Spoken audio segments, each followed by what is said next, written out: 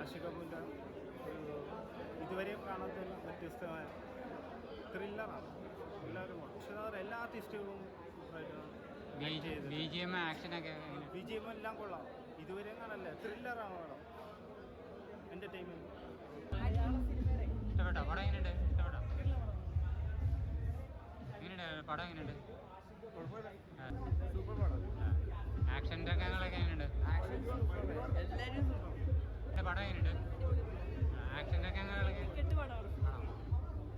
പക്ക അവരുടെ കറക്റ്റായിട്ടുള്ള കോസ്റ്റ്യൂം. അതിൽ എടുത്തു പറയേണ്ടത് ഇപ്പം വിജയരാഘവനാണെങ്കിലും വാണീസുനായകന് ഇങ്ങനെയാണ് ഒരു കമ്പാക്ക് തരേണ്ടത്. കാരണം ആക്ഷൻ സിനിമകളിലൂടെ വന്ന വാണീസുനായകയൊക്കെ പക്ക അവരുടെ ആ ഒരു ഇമേജ് കീപ്പ് ചെയ്യുന്ന രീതിയിലുള്ള ക്യാരക്ടർ കൊടുത്തിട്ടുണ്ട്. അതുപോലെ ഹനുമാൻ കൈൻഡ് പുള്ളി ഇങ്ങനെ ആക്ട് ചെയ്തില്ല. നമ്മളൊരു സോങ്ങിലൂടെ ലോകത്തെ ഞെട്ടിച്ച സൂരജ് കൊണ്ടോട്ടി, അദ്ദേഹത്തിൻ്റെയൊക്കെ സ്ക്രീൻ പ്രസൻസ് അപാരമാണ്.